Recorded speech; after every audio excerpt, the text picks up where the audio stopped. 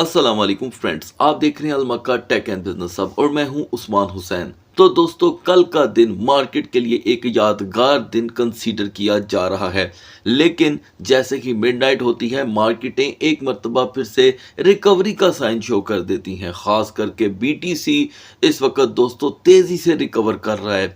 क्या ये रिकवरी हमारे लिए कहीं बुल ट्रैप तो नहीं है? क्योंकि अक्सर मार्केटों में बड़े पंप और बड़े क्रैश के बाद अचानक डाउन साइड की कैंडल्स हमें ट्रैप करने के लिए यहां पर आ जाती हैं।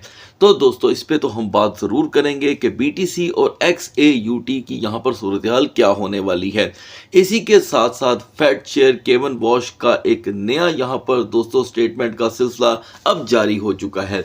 अब आपको यहां पे हैरान होने की ज़रूरत नहीं है, क्योंकि जो काम जेरोम पॉल किया करते थे किसी दौर में, अब वो ये किया करेंगे आज के ताज़ा दौर में। लिहाजा 14 जुलाई को एक बड़ी चीज़ होने जा रही है, इस पे भी हम बात करेंगे। और व्यूवर्स की डिमांड थी कि उस्मान भाई XAU को हर वीडियो में डिस्कस करें। इवन के कल का कमेंट सेक्शन तो अल्हम्दुलिल्लाह भर ही गया। तो आज की वीडियो में दोस्तों हम XAU को ऐड करेंगे, लेकिन उसके साथ साथ कुछ अपडेट्स हैं जो मैं XAU के तजिए पे ही दूंगा, उसको फॉलो करना मत भूलिएगा। तो दोस्तों, आज है कारोबारी हफ्ते का चौथा दिन। बड़ी बड़ी अपडेट्स मैं आपके साथ शेयर करूंगा।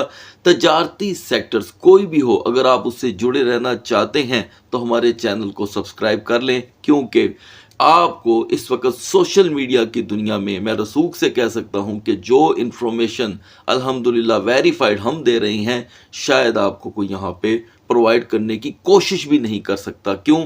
क्योंकि ये रियलिटी बेस है। लिहाजा दोस्तों, वीडियो को लाइक भी कर दीजिएगा ताकि ये दूसरे व्यूवर्स तक पहुंच सके।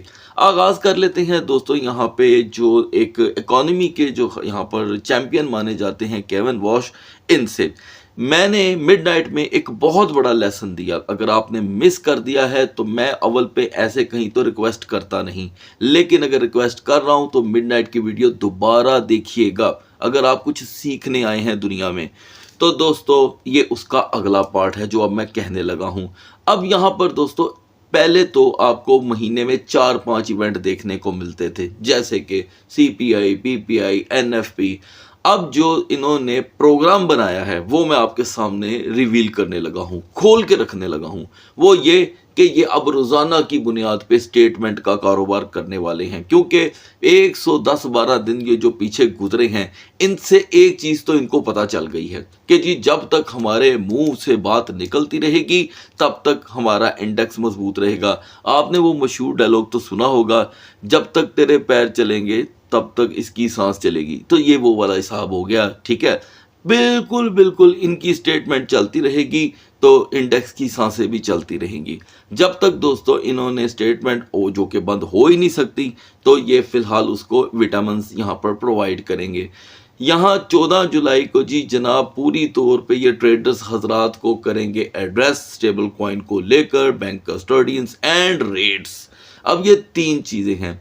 अब आप मुझे ये बताएं कि पहले तो हम सोच रहे थे कि FOMC ही काफ़ी होगी, उसके बाद 8 जुलाई को कुछ इवेंट है यानी कि FOMC, और फिर उसके बाद FOMC के मिनट्स, वो भी 21 दिन बाद। तो यानी कि 30 के 30 दिन अब आपको फुर्सत नहीं देनी उन्होंने। रोज स्टेटमेंट, ये प्लान रिवील हो गया है। आज मैं आपको बता रहा हूँ, लिख लें, कहीं कोई पेपर पकड़ें और लिख लें मेरी बात को कि ये रोज़ाना का आप कोई कारोबार बनने जा रहा है, वो बन गया है। लिहाजा स्टेबल कॉइन की बात इसलिए करने जा रही हैं दोस्तों कि क्रिप्टो मार्केट को कोई सहारा मिल सके, क्योंकि इन्हें प्रो ट्रेडर क्रिप्टो मार्केट कहा जाता है। बैंक स्टडी को इसलिए दरमियान में घसीटने लगे हैं कि जी बैंकों से ये कोई स्टेटमेंट कहेंगे जी वो पाजी जरा क्रिप्टो दे काम करना चाहता है, उन्होंने इजाज़त दे, उन्होंने तंग ना करो। ये स्टेटमेंट हम पुरानी तरीन घिसी पिटी 7 साल से मैं शेयर कर रहा हूँ। ये वही बातें हैं जो जेरोम पॉल के साथ एक और शख्स हुआ करते थे, गैरी गेंसलर। अच्छी बात है मुझे उनका नाम याद आ गया, वरना मुझे अभी कहना पड़ जाता कि पता नहीं उन्होंने की ना सी। तो गैरी गेंसलर भी ये सेम बातें करते रहे हैं, stable coin, bank study, rates. अच्छा जी, तीसरे पे वो कह रहे हैं जी हम फिर रेट्स को डिस्कस करेंगे। अब अंदाज़ा करें दोस्तों कि कल हमने एक स्टेटमेंट सुनी है कि जी ये साल में ये जो बाकी 6 महीने रह गए हैं उसमें 2 रेट कट होने के चांस हैं। ये जनाब आए और आकर ये बात कह के लोगों की टांगें मतलब कि कांपवा कर निकल गए, यानी कि उनको इन्होंने कांपने पे मजबूर कर दिया। और आज सुबह का दोस्तों तमाम मुस्तनद वेबसाइट्स का एक तज्जिया था कि साल 2026 में रेट इंक्रीज होगा ही नहीं। मैं क्या कहने लगा हूँ, रेट इंक्रीज होगा ही नहीं। यानी कि इसी चक्कर में इन सारों ने आपको इस तरफ लगा कर रखना है और आपका दिमाग पोला कर देना है। तो दोस्तों दिमाग पोला क्यों ना हो, इसलिए कि इन्होंने अपने आप को बचाना है। बेसिकली वो इंडेक्स, मैं तो तारीखें रोजाना की बुनियाद पे आपको याद दिला रहा हूं, चाहे जाके वर्क करें आपको पता चले, वर्क के बगैर कोई काम नहीं चलता दुनिया में। इंडेक्स दोस्तों कल रात से लेके अब तक 45 सेंट क्रैश कर गया है। ये 101.90 पे था कल मिडनाइट में क्लोजिंग के वक्त। मिडनाइट होती है यानी कि अगर आप पाकिस्तान में रहते हैं तो पाकिस्तान के 2:30 बजे, ठीक है जी।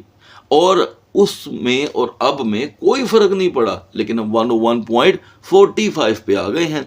आज कारोबारी दिन है। हालांकि दुनिया भर में जहां पे इस वक्त 9th और 10th मुहर्रम को बहुत इज़्ज़त और एहतराम के साथ यहाँ पर दोस्तों बाकायदा एड्रेस किया जा रहा है और छुट्टी तकरीबन यहाँ पर कंसीडर की जा रही है 9-10 पे, जिसकी वजह से मार्केटों में वॉल्यूम तकरीबन स्लो हो सकता है और होने की गुंजाइश भी है, क्योंकि ये बड़े एहतराम के दिन हैं। तो हमें यहाँ पर ऑटोमेटिकली इंडेक्स गिरता दिखाई दे रहा है। तो दोस्तों इंडेक्स को कौन बचाएगा, बताएं मुझे। सिर्फ स्टेटमेंट्स, ऐसी स्टेटमेंट्स, ऐसी बातें, हम ये कर देंगे, हम वो कर, ये ऐसा है कि ये रोज होता रहेगा। तो ये दोस्तों 101.50, 102, तो मैंने तो कल भी कहा है कि ये 103 तक भी जा सकता है, क्योंकि इनके मुंह से अल्फाज निकलते रहेंगे तो इंडेक्स को सहारा मिलता रहेगा। लिहाजा पिछले 9 माह बाद इंडेक्स 102 तक पहुंचा था आखिरी दफ़ा 9 माह में, और पिछले 9 माह में जब ये 95.50 तक गया तो आपने कमोडिटीज़ को तो देख ही लिया था। दैट वाज अ रियलिटी, ये पूरी रियलिटी थी। अब क्योंकि आप ताज़ा यहाँ पर गल्फ से निकले हैं तो आपने क्या पाया, मुझे बताएं, क्या खोया और क्या पाया। पाया आपने ये दोस्तों कि इंडेक्स जो है वो 95.50 से 101.50 पे खड़ा है। आज भी टूट रहा है, हालांकि आज तो हुआ ही कुछ नहीं, ठीक है जी, कुछ भी नहीं हुआ, लेकिन आपको इनिशियल जॉबलेस क्लेम फिर से देखने को मिलेगा, यानी कि 30 दिन डाटा ही डाटे। ये इनकी एक नई पॉलिसी हमारे सामने आई है। एनीवे ये जो आपने खोया वो भी आपने देख लिया और जो पाया वो आपके सामने है। तो दोस्तों इस गमा गमी में हम ऑयल को कैसे भूल सकते हैं, इसलिए कि 110 दिन तक इसने लोगों के दिमागों में बैठ के यहाँ पर जो कि है घोड़े दौड़ाए हैं। तो इस वक्त WTI आज की तारीख में फिर से 0.87 फॉल कर गया है, ब्रेंट 1.11 फॉल कर गया है। तो दोस्तों अब तो मेरे ख्याल से जिन्होंने एक कतरा भी इसको सेव नहीं किया था वो सोच रहे होंगे कि चंगा कीता सी सेव नहीं कीता वरना पल्ले पै जाना सी। तो ये दोस्तों अच्छी बात है कि ऑयल के प्राइसेस यहाँ पे फॉल कर रहे हैं, ठीक है जी। अब इसके फॉल करने पे तकरीबन सारे वो कंट्रीज खुश हो रहे होंगे जिन्होंने सेव नहीं किया, वो कहेंगे देखा हम कितने अक्लमंद हैं, सन तो पता सी डिग पैना है। तो ये एक चीज़ आपके सामने मेरे सामने आ रही है कि जो 110 दिन पहले जो इंडेक्स की हालत थी वही इस समझ लें कि 100 दिनों के अंदर इम्प्रूव हुई है। अब यहाँ पे कई इशारे कहाँ जाकर मिलते हैं, माशाल्लाह आप समझदार हैं, कुछ आप भी बोलें कमेंट सेक्शन में आके, सारा कुछ मुझ पे ना डालें कि ये क्यों हुआ, किस लिए हुआ और किसके हक में हुआ। लिहाजा दोस्तों ये चीज़ें अभी चलने वाली हैं, ये ऐसे ख़त्म नहीं होती। लेकिन अगर कोई सरप्राइज़ मिल गया इंडेक्स का तो फिर आपके भी वारे न्यारे हो जाएंगे। लिहाजा इंडेक्स के ऊपर नज़र रखें, ये बड़ा ही ज़रूरी है, क्योंकि हमने एक बड़ी स्ट्रगल करके ये पॉइंट आपके सामने रखा है। और मुझे ज़रूर बताइएगा कि क्या कोई और है जो आपको इस वक्त पूरे सोशल मीडिया की दुनिया में ये बात बता रहा हो कि यही एक पॉइंट है जिसके ऊपर इस वक्त हर चीज़ गोल गोल घूम रही है। तो दोस्तों आपके जवाब का सवाल का मैंने तो सवाल कर दिया है, जवाब का आपके इंतज़ार रहेगा। बढ़ते हैं मार्केट की तरफ। तो guys now we are in the market को समझने के लिए बड़ा ज़रूरी है कि आप तजारती सेक्टर्स की जो मोनोपोली है उसको समझें। मैं बेवकूफ़ नहीं हूं जो आपके साथ 10-10 12-12 मिनट की वो मार्केट के अपडेट्स शेयर कर रहा हूं जो आपके साथ कोई शेयर करना ही नहीं चाहता। या शायद उसके पास इतना इल्म ही नहीं है। लिहाजा गाइज यहाँ पे जो मार्केट की कैपिटलाइजेशन है वो 2.13 से 2.20 तक पहुंच ही गई है और डोमिनेंस फिर से 0.30% के इजाफे के साथ यहाँ पे पहुंचा है। अगर हम टॉप ट्रेंडिंग में नज़र दोहराएं तो हमारे लिए कुछ भी अवेलेबल नहीं। तो दोस्तों जैसे कि आपको मिडनाइट में अपडेट किया था कि बीटीसी को इतना कंसेशन तो देना पड़ेगा कि मार्केट जो मिडनाइट में 59,000 पे जा पहुंची थी उसे 60,500 पे आना होगा और वापस आने के लिए टाइम की मोहलत भी हमें देनी होगी, क्योंकि 60,500 जैसी सपोर्ट अगर टूटी है तो इसमें बाउंस बैक करने के लिए अगले 12 घंटे अहम होंगे। लिहाजा दोस्तों ये अच्छा हुआ कि बीटीसी 61,941 तक वापस आन पहुंचा है। अब यहाँ पर एक सवाल पैदा होता है कि कहीं ये बुल ट्रैप तो नहीं है। बिल्कुल दोस्तों ये सवाल जायज़ है, इसलिए कि टोटल रिकवरी हमारे सामने 3,000 की आई है। 3,000 की रिकवरी कोई छोटी रिकवरी नहीं होती, लेकिन अच्छी बात यह है कि 4 और के कैंडल चार्ट पे 2 बड़ी बड़ी सपोर्टें हैं। ये देखिए 1 एंड 2 बोथ कैंडल्स के दरमियान एक एक शॉर्ट कैंडल मौजूद है, लेकिन उसमें एनर्जी नहीं है। तो गाइस क्लियर कर लेते हैं इस मसले को भी कि क्या ये बुल ट्रैप है या नहीं। तो दोस्तों वो ये है कि आज के सेकंड ट्रेडिंग सेशन में अगर मार्केट ने 60,500 को सरवाइव कर लिया तो यकीनन मार्केट ने ये ओरिजिनल रिकवरी शो की होगी। अदरवाइज 60,500 से आज आप फिर अगर नीचे चले गए तो याद रखिएगा कि फ्राइडे मिडनाइट क्लोजिंग से पहले पहले ये सबसे बड़ा बुल ट्रैप कंसीडर हो जाएगा, हुआ नहीं है। लिहाजा मार्केट को अपनी स्ट्रॉन्ग पोजीशन में आने के लिए 62,500 से 63,500 तक की रेजिस्टेंस चाहिए, जिससे ये होगा कि इसका ये जो क्रैश है ये टेम्पररी तौर पे टल जाएगा। और जाहिर बात है अभी केमन वॉश इस मार्केट को बचाने के लिए कुछ तो करेंगे, इसलिए कि ट्रंप ही इस मार्केट के सबसे बड़े कर्ता धर्ता बन के सामने आए हैं। जैसे कि आप जानते ही हैं, अब माजी को मैं क्या यहाँ पे घसीटता फिरूं। अलबत्ता जब उनकी गवर्नमेंट जाएगी तो फिर देखा जाएगा कि उनके कौन कौन से यहाँ पे मसाइल सामने आते हैं, और ये होता भी होता है। एनीवे यहाँ पर दोनों चीज़ें आपके सामने हैं। यहाँ पर दोस्तों इथीरियम ने भी अपनी जो पोटेंशियल है वो शो की है, लेकिन रिकवरी ना हो सकी। कौन सी? जिसे हम सेफ जोन की रिकवरी कहा करते हैं, जो 1720 के बाद आनी है। लिहाजा हम 1560 से निकल के 1660 का हाई देख चुके हैं। दोनों कैंडल सेम बीटीसी की तरह ही हैं, तो हम अपना टाइम बचा लेते हैं। लिहाजा यहाँ पर वीकर जोन ओवरस्टे ऑन 1650 ही रहेगा, जिसका प्रेशर रिवर्सल के तौर पे 1620 की तरफ बढ़ेगा, लाजम बढ़ेगा। और सेफ जोन का इंतज़ाम जो है वो 1680 और 1690 की रेजिस्टेंस करेगी। मान लें कि हमें 1680 और 90 के दरमियान यहाँ पर 4 आवर की रेजिस्टेंस में जस्ट 2 घंटे पॉजिटिव मिल जाते हैं, तो इथेरियम अपनी बकिया जो लूज पोजीशन है वो भी रिकवर करने की पोजीशन में आ सकता है। बढ़ते हैं आल्ट कॉइन्स की तरफ। आल्ट कॉइन सेशन स्टार्ट करने से पहले मैं एक बात पहले ही फाइनल कर दूं कि तमाम फंडामेंटल्स ने यहां पर ली है दोस्तों एक करवट, या यूं कह लें कि यू टर्न, और सपोर्ट जो बनी है वो एक गहरी खाई में जा गिरी है। लिहाजा वो डिस्कस हम कर लेते हैं। फंडामेंटल्स पे खास तवज्जो रखिएगा। लिहाजा बीएनबी दोस्तों, जिसके लिए हम 552 तक पहुंच चुके थे, फाइनली बीएनबी ने यहां पर 558 की रेजिस्टेंस अबूर की, जो आपके साथ मैंने शेयर की थी कि यहां पर रेजिस्टेंस इसकी 558 तक ही देखी जा रही है। लिहाजा हम 572 तक आन पहुंचे हैं। पिछले 12 घंटे बड़े पॉजिटिव रहे। टॉप रेजिस्टेंस अब यहाँ पर 570 की इसे सपोर्ट प्रोवाइड कर रही है। अगर हम 570 से 73 के दरमियान सपोर्ट बना लेते हैं तो यकीनन बीएनबी को एक और पुश मिलेगा 580 के लिए। अदरवाइज बैक साइड के ऊपर वीकर जोन ओवरस्टे ऑन 569 इसे 560 के लिए तैयार करती है। वो दोस्त जो 65.50 की सपोर्ट को यहाँ पर यूटिलाइज करने के बाद पैनिक का शिकार थे, कम अज़ कम उनको 69.60 का आज सुबह सुबह ही हाई देखने को मिल गया।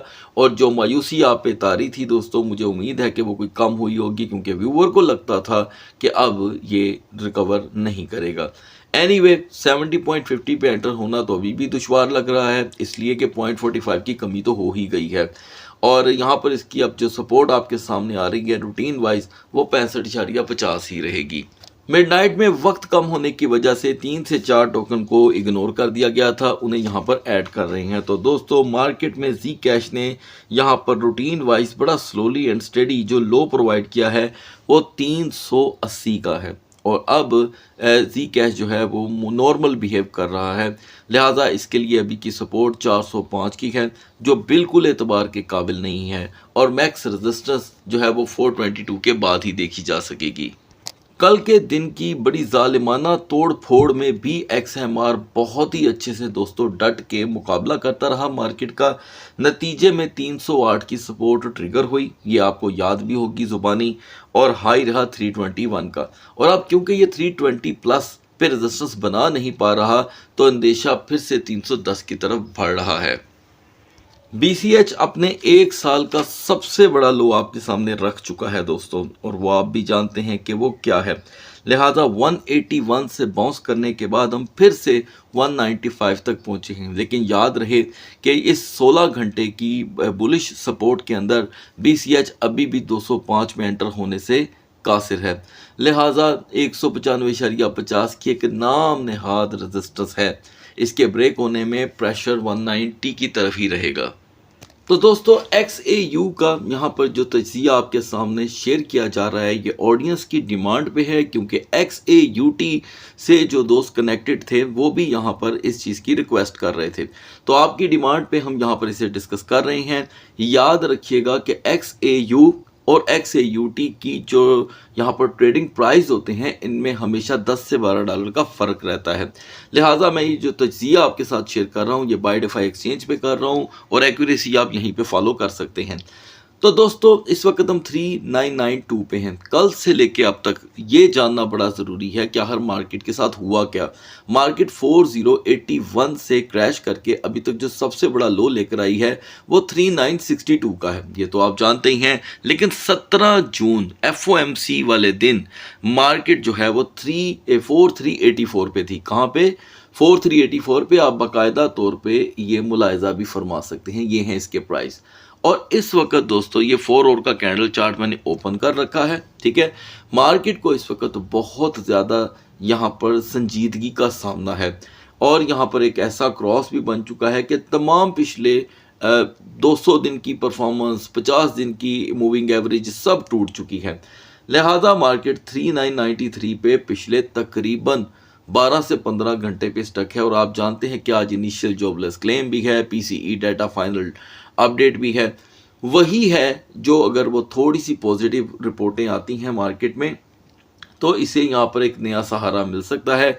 सबसे पहले यहाँ पे XAU को 4025 से लेके 4045 की रेजिस्टेंस चाहिए फॉर द बेस्ट रिकवरी करने के लिए। ये रिकवरी का पहला साइन होगा कि मार्केट इसकी 4000 प्लस रहे। हम जब तक अंडर द 4000 है प्रेशर तो दोस्तों बहुत ही ज़्यादा मार्केट में रहेगा। अब आप जानते हैं कि अगर आप इसको कनेक्ट रखते हैं इंडेक्स के साथ, DXY के साथ, तो भी आपको एक हौसला मिल जाता है कि उसकी परफॉर्मेंस किधर जा रही है। तो ये दोनों एक दूसरे के ऑपोजिट चलते हैं, ठीक है जी। तो ये मान लें कि 10 से 15 सेंट और इंडेक्स फॉल कर जाता है तो XAU को उसका बेनिफिट हो सकता है। यहाँ पर एक ट्विज़र टॉप कैंडल बन रही है जो बुलिश भी है और कभी बेरिश भी। कुछ फाइनल ना होने पाने की नतीजे में हम देख रहे हैं कि हम यहाँ पर 3970 और 3950 को इसकी एक रिवर्सल सपोर्ट कंसीडर कर सकते हैं। लिहाजा मजीद अपडेट आपको व्हाट्सएप चैनल पे मिलती रहेगी, लिंक वीडियो की डिस्क्रिप्शन में मिल जाएगा। मिडनाइट में दोस्तों टाओ को भी यहाँ पर इग्नोर कर दिया गया था, और अब यहाँ पर उसे हम करेंगे डिस्कस, जो कि अब बहुत ज़रूरी हो चुका है। यहाँ पर दोस्तों टाओ बार बार 200 यानी कि 205 को प्रोटेक्ट कर रहा है, जो कि अच्छा साइन है। हालांकि हम यहाँ पर भूलेंगे नहीं कि टाओ 290 से क्रैश हुआ था, ठीक है जी। और अभी यहाँ पर 223 220 पे ये रेजिस्टेंस बनाने की कोशिश कर रहा है। ना मिल पाने पे प्रेशर तेज़ी से 214 और 211 की तरफ बढ़ सकता है। फॉर न्यू ब्रेकआउट यहाँ पर टाओ को हर सूरत 223.50 पे अपनी रेजिस्टेंस कायम करनी होगी। सो गाइस अगली वीडियो तक अल्लाह हाफिज़।